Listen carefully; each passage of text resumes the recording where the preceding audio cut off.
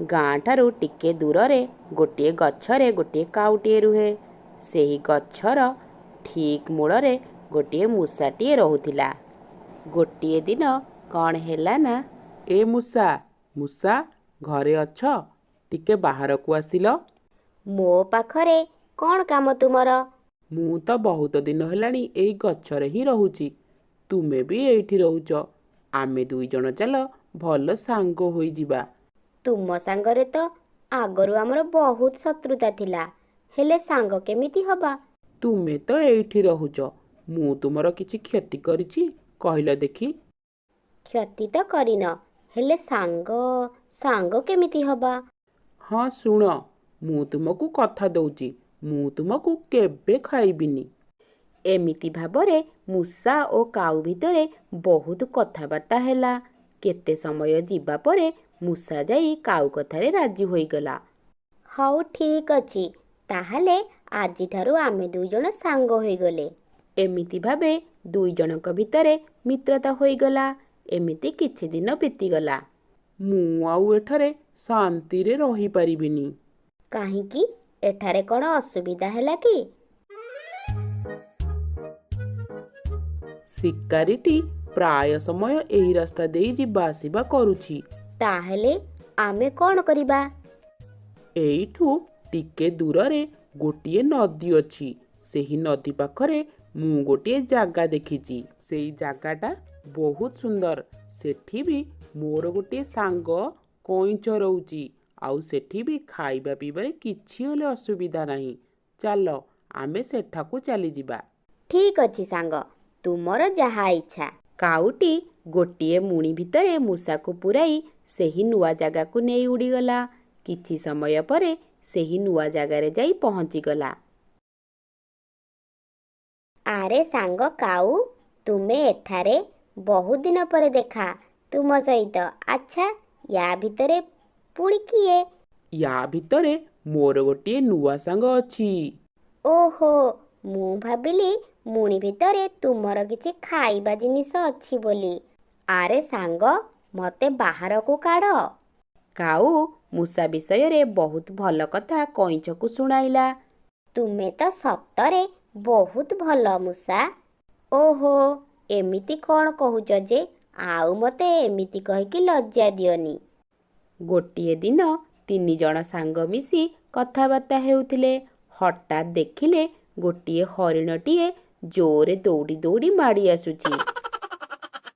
ଆରେ ଇଏ କ'ଣ? ନିଶ୍ଚିତ ହରିଣକୁ କିଏ ଗୋଟେ ଶିକାରୀ ଗୋଡ଼େଇଛି ବୋଧେ। ଚାଲ ସେଠି ଆମେ ଲୁଚିକି ଦେଖିବା ପ୍ରକୃତରେ ସତଟା କ'ଣ। ଠିକ୍ ଅଛି, ତୁମେ ଦୁଇଜଣ ସେଠି ତଳେ ଲୁଚିକି ଦେଖିବ।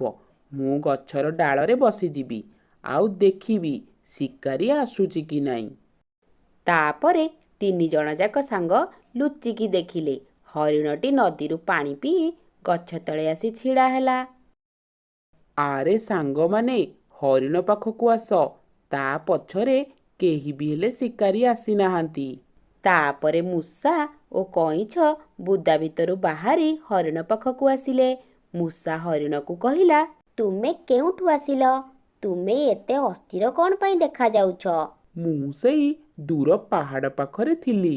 ସେହି ପାହାଡ଼ ପାଖରେ ଥିବା ଗଛ ପାଖରେ ଗୋଟିଏ ଅଦ୍ଭୁତ ବସ୍ତୁ ଦେଖିଲି।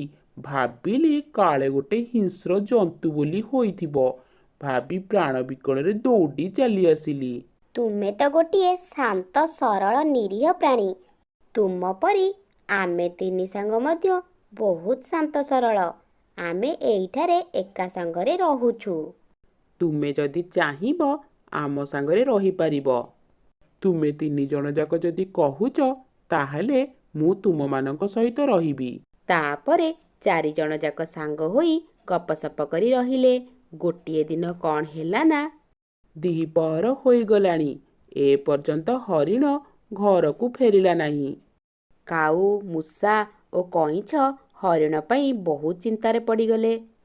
ଆରେ ସାଙ୍ଗ କାଉ, ତୁମେ ଯାଇ ଟିକେ ଦେଖ ତ, ଆମ ସାଙ୍ଗ ହରିଣ କାଳେ କୋଉଠି ବିପଦରେ ପଡ଼ିଗଲେ କି? ମୋର ମନଟା କାହିଁକି ବିଚଳିତ ଲାଗୁଛି। କଇଁଛର କଥା ଶୁଣି କାଉ ବାହାରିଗଲା। କେତେ ବାଟ ଯିବା ପରେ ଦେଖିଲା ହରିଣ ଶିକାରୀର ଜାଲରେ ପଡ଼ିଯାଇଛି। କାଉଟି ଫେରିଆସି କଇଁଚକୁ ସବୁ କଥା ଜଣାଇଲା। ଯେତେ ଶୀଘ୍ର ସମ୍ଭବ ହେବ ଆମେ ଆମ ସାଙ୍ଗ ହରିଣକୁ ବଞ୍ଚାଇବା। ଠିକ୍ କହିଛ ବନ୍ଧୁ। ତୁମେମାନେ ଏଇଠି ଥାଅ, ମୁଁ ଶୀଘ୍ର ଶୀଘ୍ର ଯାଇ ସେ ଜାଲକୁ କାଟି ହରିଣକୁ ମୁକ୍ତ କରିଦେବି। ମୂଷା ଯାଇ ଜାଲଟିକୁ କାଟିବାକୁ ଲାଗିଲା। କାଉ ବି ଯାଇ ସେଠି ପହଞ୍ଚିଗଲା। ଆଉ କଇଁଛ ବି ଏକା ସେଠି ନ ରହି ସେଠାରେ ଆସି ପହଞ୍ଚିଗଲା। ସାଙ୍ଗମାନେ, ଯେତେ ଶୀଘ୍ର ପାରିବା ଏ ଜାଗା ଛାଡ଼ି ଚାଲ ପଳେଇବା।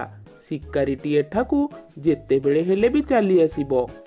ଆରେ ସାଙ୍ଗ କଇଁଛ, ତୁମେ କାହିଁକି ଏଠାକୁ ଆସୁଥିଲ? ତୁମକୁ ତ ମୁଁ କହିଥିଲି ଘରେ ରହିବା ପାଇଁ। ହେଲେ ସାଙ୍ଗଟି ମୋର ବିପଦରେ ଅଛି। ମୁଁ ସେଠି ଏକା ରହିପାରିଲିନି। ବିପଦ ସମୟରେ ବନ୍ଧୁ ପାଖରେ ଛିଡ଼ା ହେବା ନିହାତି ଦରକାର। ଆରେ ସାଙ୍ଗ କଇଁଛ, ତୁମେ କିଛି ଭାବ ନାହିଁ। ତୁମେ ଗୋଟେ କାମ କର, ତୁମେ ଆଗ ଚାଲ। ତୁମେ ଟିକେ ଡେରିରେ ପହଞ୍ଚିବ ତ ତୁମେ ଶୀଘ୍ର ଶୀଘ୍ର ଆଗେ ଚାଲ। ତିନି ସାଙ୍ଗ ମଧ୍ୟ କଇଁଛକୁ କହିଲେ, ତୁମେ ଯେତେ ଶୀଘ୍ର ପାରୁଛ ଏଠାରୁ ଚାଲ। କିଛି ସମୟ ପରେ ଶିକାରୀଟି ମଧ୍ୟ ସେଠାରେ ଆସି ପହଞ୍ଚିଲା।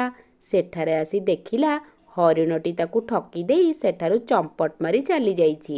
ଶିକାରୀ ଏପଟ ସେପଟକୁ ଅନାଇଲା, ହେଲେ ସେଠାରେ ସେ କାହାକୁ ବି ଦେଖିବାକୁ ପାଇଲା ନାହିଁ। ଆଶ୍ଚର୍ଯ୍ୟ ହୋଇଗଲା, ହରିଣଟି କେମିତି ଜାଲଟାକୁ କାଟିଲା। ଏଇ କଥା ଭାବି ଭାବି ସେଇ କଟା ଜାଲଟିକୁ ଧରି ଶିକାରୀଟି ଆଗକୁ ଚାଲିଲା। ଯାଉଥିବା ବେଳେ ଶିକାରୀଟି ଦେଖିଲା ଆଗରେ ଗୋଟିଏ କଇଁଛ ଧୀରେ ଧୀରେ ଚାଲିଛି। ଶିକାରୀଟି ଭାବିଲା, ଏଇଟା ଗୋଟିଏ ମୂଲ୍ୟହୀନ, ତଥାପି ନାହିଁ ମାମୁଁ ଠାରୁ କଣା ମାମୁଁ ବହୁତ ଭଲ। ଶିକାରୀଟି କଇଁଛକୁ ସେଇ ଜାଲରେ ପୂରେଇ ନେଇଗଲା। ଏପଟେ ହରିଣ, କାଉ ଓ ମୂଷା ଗୋଟିଏ ନିରାପଦ ସ୍ଥାନରେ ଅଟକିଲେ। ଆଉ ବହୁତ ସମୟ ଅପେକ୍ଷା ବି କଲେ, ହେଲେ କଇଁଛ ସେଠାକୁ ଆସିଲା ନାହିଁ। ତାପରେ ସେମାନେ ଭାବିଲେ କଇଁଛଟି ନିଶ୍ଚୟ ଶିକାରୀର ହାତରେ ଧରା ପଡ଼ିଯାଇଛି ବୋଧେ। ଏସବୁ ମୋରି ପାଇଁ ହେଲା। ଏବେ ଆମ ସାଙ୍ଗ କଇଁଛକୁ କେମିତି ବଞ୍ଚେଇବି? ପରିଶାନ ହୁଅନି ସାଙ୍ଗ, ଏକତାର ହିଁ ବଳ। ଆମେ ସମସ୍ତେ ଯେବେ ପର୍ଯ୍ୟନ୍ତ ଏକାଠି ଥିବା ସେବେ ପର୍ଯ୍ୟନ୍ତ ଆମର କେହି କିଛି କ୍ଷତି କରିପାରିବେନି। ଆମ ଦ୍ୱାରା ସବୁ କିଛି ସମ୍ଭବ। ଆମକୁ ତାହେଲେ କ'ଣ କରିବାକୁ ହେବ କୁହ? ତାପରେ ସମସ୍ତେ ମିଶି ତାଙ୍କର ଗୋଟିଏ ଆଇଡିଆ ବାହାର କଲେ। ନିଜ ନିଜ ଭିତରେ ସେଇ ଆଇଡିଆଟିକୁ କହିଲେ, ଚାଲ ଆମେ ଏବେ ଏପରି ହିଁ କରିବା। ଆରେ ଏଠି କ'ଣ ଗୋଟିଏ ହରିଣଟେ ମରିକି ପଡ଼ିଛି। ୟାକୁ ନେଇକି କ'ଣ କରିବି ଯେ? ହଁ, କିଛି ନହେଲେ ଆ ଚମଡ଼ାକୁ ତ ବିକି କିଛି ଟଙ୍କା ପାଇପାରିବି। ଏଇ କଥା ଭାବି ଶିକାରୀଟି ହରିଣର ପାଖକୁ ଯାଇ ଦେଖିଲା ହରିଣଟି ବଞ୍ଚିଛି। ଆରେ ମୁଁ ଯାହା ଭାବୁଥିଲି ସେଇଆ ତ ନୁହଁ, ଇଏ ତ ବଞ୍ଚିଛି। ଯେତେ ଶୀଘ୍ର ଆକୁ ଆଗ ଜାଲ ଭିତରେ ପୁରାଏ। ଯେତେବେଳେ ଶିକାରୀଟି ଜାଲଟିକୁ ତଳେ ଥୋଇଛି, ହରିଣଟି ଜୋରରେ ଦୌଡ଼ିଲା। ଶିକାରୀଟି ମଧ୍ୟ ହରିଣର ପଛେ ପଛେ ଦୌଡ଼ିଲା। ଆରେ ସାଙ୍ଗ, ମୁଁ ଆସିଯାଇଛି, ତୁମେ କିଛି ଭୟ କର ନାହିଁ। ଏମିତି କହି ଜାଲଟି କାଟି କଇଁଛକୁ ଉଦ୍ଧାର କଲା ମୂଷା। ଧନ୍ୟବାଦ ସାଙ୍ଗ। ସାଙ୍ଗ ଭିତରେ କ'ଣ ଧନ୍ୟବାଦ କହୁଛ? ତୁମେ ଗୋଟିଏ କାମ କର, ଗୋଟିଏ ନିରାପଦ ସ୍ଥାନରେ ଯାଇ ଲୁଚି ପଡ଼। କାଉଟି ଉଡ଼ି ଉଡ଼ି ଆସି ହରିଣକୁ କହିଲା, ଆରେ ସାଙ୍ଗ ହରିଣ, ଆମ ଆଇଡିଆଟା ପୁରା ଠିକ୍ ଠାକ୍ କାମ ଦେଲା। ତୁମେ ଏବେ ଯାଇ ଗୋଟିଏ ନିରାପଦ ସ୍ଥାନରେ ଲୁଚି ପଡ଼। ହରିଣଟି ଗୋଟିଏ ନିରାପଦ ସ୍ଥାନରେ ରହିଗଲା।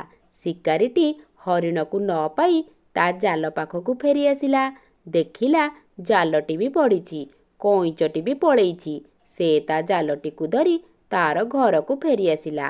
ତାପରେ ହରିଣ, କାଉ, ମୂଷା ଓ କଇଁଛ ଜଙ୍ଗଲରେ ଗୋଟିଏ ଜାଗାରେ ଚାରି ସାଙ୍ଗ ଯାକ ଆରାମରେ ରହିଲେ।